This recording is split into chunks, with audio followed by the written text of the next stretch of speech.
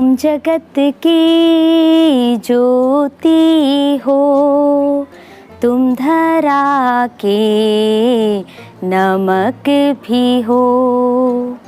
सभी को जय मसीह की दोस्तों, और मैं प्रभु का धन्यवाद करती हूँ आज के सुंदर समय के लिए कि परमेश्वर ने हमें ये सुंदर समय, सुंदर दिन दिखाया है। सचमुच प्रभु की ये महाकरुणा का फल है कि आज हम जीवित पाए जाते हैं। हालेलुया। जो गीत इस समय अभी मैं आपके सामने गुनगुना रही थी वो बहुत ही खूबसूरत गीत है, बहुत ही अच्छा लगता है वो गीत। प्रियो, क्या आप जानते हैं कि आज इस समय में आपके परिवार को आपकी ज़रूरत है, आपके समाज को आपकी ज़रूरत है, आपके शहर, आपके देश को आपकी ज़रूरत है। आप बोलेंगे कैसे? तो आइए बाइबल में से आपको दिखाती हूँ परमेश्वर का वचन क्या कहता है। लूका की पुस्तक अध्याय 8 आयत 16 और 18 में क्या लिखा है?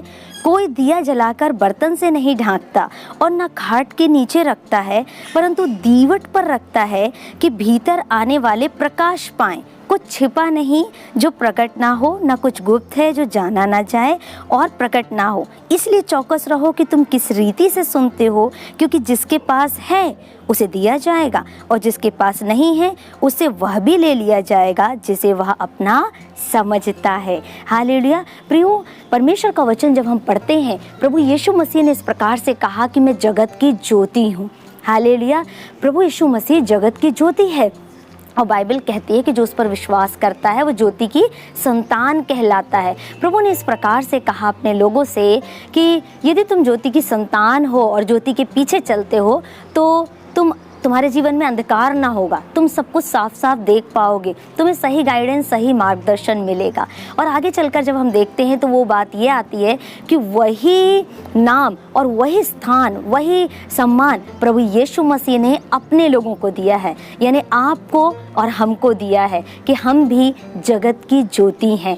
हालेलुया। यहाँ पर जो वचन अभी हमने पढ़ा है, यहाँ पर एक वस्तु का जिक्र यहाँ पर पाते हैं हम, जो है दिया। हालेलुया। दिए का क्या काम होता है? यदि हम इसको ध्यान से देखें तो हमको समझ में आता है कि दिए का बनाने का कुछ उद्देश्य होता है, कुछ मकसद होता है। सबसे पहली बात कि दिया ऐसे ही नहीं बना देता है कुम्हार की चलो बहुत सारे में बर्तन बना रहा था तो एक बर्तन और से ही दिया बना दिया। दिए के बनाने का एक मकसद है। दूसरी बात, दिया स्वयं नहीं जलता है। हालेलुया। दिए को पहले प्रज्वलित होने के लिए स्वयं प्रकाश की आवश्यकता पड़ती है। तीसरी बात यदि आपसे कहूँ तो वो ये है कि दिया हमेशा जलाकर ऊंचाई पर रखा जाता है। हालेलुया। जब देखे होगे आपने, जब लाइट हमारे यहाँ की जाती है या आपके यहाँ की जाती होगी, तो आप जब कैंडल जलाते हैं या दिए का इस्तेमाल करते हैं तो कभी भी आप उसको फर्श पर नीचे या बेड के नीचे या अलमारी के अंदर इस प्रकार से नहीं रखते हैं, आप उसे ऊंचाई पर रखते हैं। हालेलुया। अगली बात यदि हम देखें तो चौथी बात वो ये है कि दिया जो है वो अंधकार को दूर करता है। हालेलुया। क्योंकि उसका कार्य ही ये है कि वो अंधकार को दूर करे ताकि सब कुछ साफ साफ नज़र आए। और पांचवी बात यदि आपको बोलूँ तो बहुत ही अहम बात है कि दिया स्वयं जलता है और दूसरों को रोशनी देता है। हालेलुया। तो ये बात हम यहाँ पर देखते हैं। 5 चीज़ें मैंने आपको बताई दिए से जो मैं सीखती हूँ वो ये कि सबसे पहली बात, उसके बनाने का एक उद्देश्य है। दूसरी बात, वो स्वयं नहीं जलता लेकिन उसको जलाने की आवश्यकता होती है, उसको ऊंचाई पर रखा जाता है, वो अंधकार को दूर करता है और वो स्वयं जलता है और दूसरों को प्रकाश देता है, दूसरों को रोशनी देता है। हालेलुया। आज हमारा जीवन भी इस दिए से यदि हम कनेक्ट करें तो हमको समझ में आता है प्रभु ने क्या कहा। कोई दिया जलाकर बर्तन से नहीं ढांकता है, यानी प्रभु हमें बताना चाहते हैं कि दिया जो है, जिस प्रकार से उसके बनाने का एक मकसद है, उसका एक उद्देश्य है, उसी प्रकार से हमारे जीवन का, हमारे इस दुनिया में आने का एक उद्देश्य है, एक मकसद है। उसे हमें समझने की आवश्यकता है। मेरे प्रियो, दुनिया में करोड़ों अरबों लोग हैं, लेकिन वचन इस प्रकार कहता है कि उसने हमें चुना है और अपने समीप बुलाया है। हमसे भी खूबसूरत, बुद्धिमान, ज्ञानवान बहुत सारे लोग थे। चाहता परमेश्वर तो उनको चुन लेता, लेकिन प्रभु ने आपको और हमको चुना है। तो हमारा इस दुनिया में आने का एक उद्देश्य है, एक मकसद है, प्रभु की एक योजना है। हम यूं ही इस धरती पर नहीं आ गए हैं। हो सकता है इस महामारी के दौर में, इस गंभीर हालात में बहुत सारे लोग निरुत्साहित हो गए, बहुत सारे लोग सोचने लगे कि शायद मेरे जीवन में आगे बढ़ने के लिए कोई उद्देश्य नहीं है। लेकिन आज आपको प्रोत्साहित करना चाहती हूँ कि प्रभु ने आपको इस दुनिया में लाया है, इस स्थान में रखा है, तो वो आपके जीवन से एक उद्देश्य को रखता है, एक मकसद को रखता है। सो हमें अपने जीवन के उद्देश्य को समझने की आवश्यकता है। दूसरी बात जो हमने देखी थी वो ये थी कि दिया हमेशा ऊंचाई पर रखा जाता है, कभी उसे नीचे या छिपा कर हम नहीं रखते, कभी बर्तन से ढांक कर नहीं रखते हैं। तो बाइबल कहती है प्रभु ने हमको भी उस चट्टान पर खड़ा किया है ताकि हमारे जीवन के द्वारा लोगों को आशीष मिले। हालेलुया, लोगों को आशीष मिले। बाइबल इस प्रकार से कहती है कि जो नगर पहाड़ पर बसा हुआ है वो किसी की नज़रों से छिप नहीं सकता, हर कोई उसको साफ साफ देख सकता है, हर कोई उसको साफ साफ देख सकता है।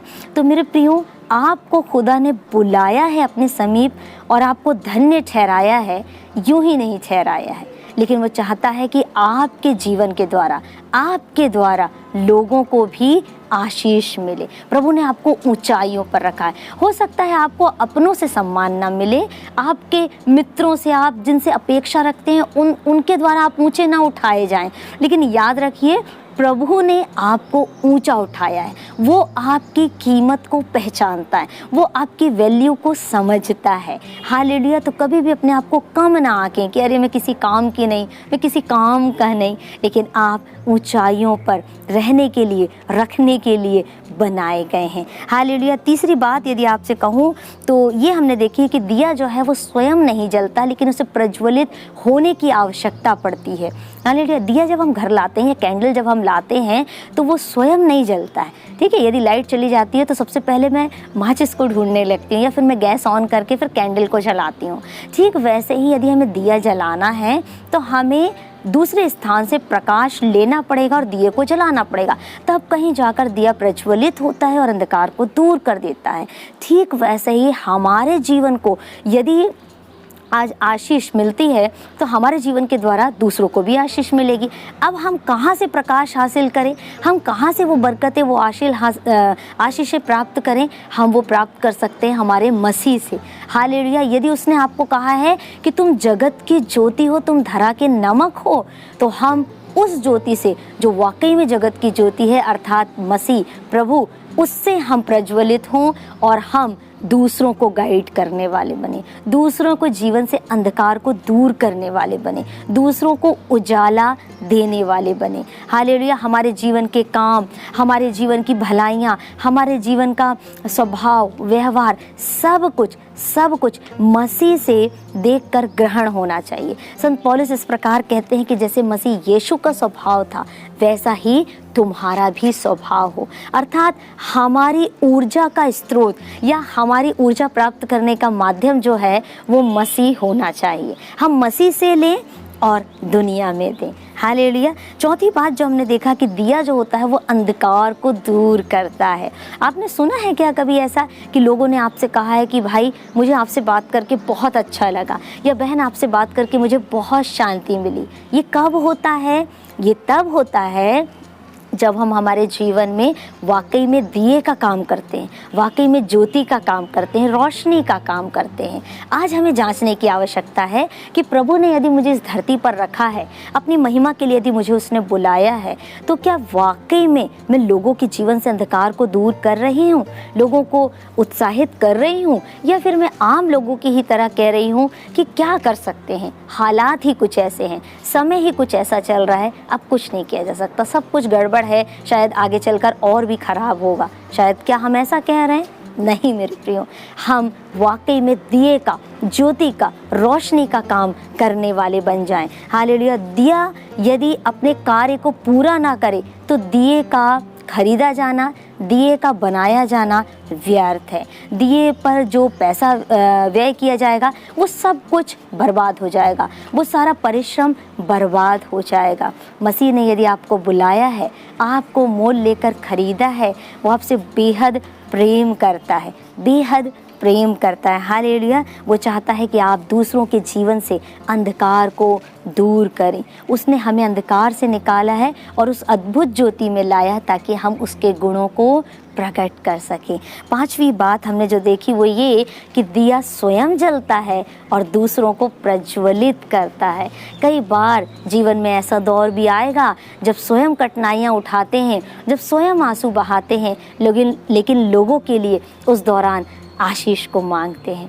तो समझ लीजिएगा कि उस दौरान आप वाकई में दिए का काम कर रहे हैं। उस समय वाकई में मैं दिए का काम कर रही हूँ। हालेलुया। दिया स्वयं जलता है लेकिन उसके इर्द गिर्द यदि हम देखें तो अंधकार रहता है, अंधेरा रहता है। लेकिन जैसे ही वो उस रूम में रखा जाता है, उसके रखे जाने के कारण वहाँ का सारा अंधेरा जो रहता है वो अपने आप दूर हो जाता है। लोगों को टटोल कर नहीं देखना पड़ता, लोग व्याकुल नहीं होते, लोग गिरते नहीं, पड़ते नहीं, लेकिन सब कुछ साफ साफ देख पाते हैं। तो आइए हमारा जीवन दूसरों के लिए आशीष का कारण बने। प्रभु का वचन इस प्रकार कहता है मेरे प्रियो कि चौकस रहो, तुम किस रीति से सुनते हो और जिसके पास है उसको और दिया जाएगा। क्या आज हम अपने इस टैलेंट का, इस गुण का, इस वरदान का प्रयोग कर रहे हैं?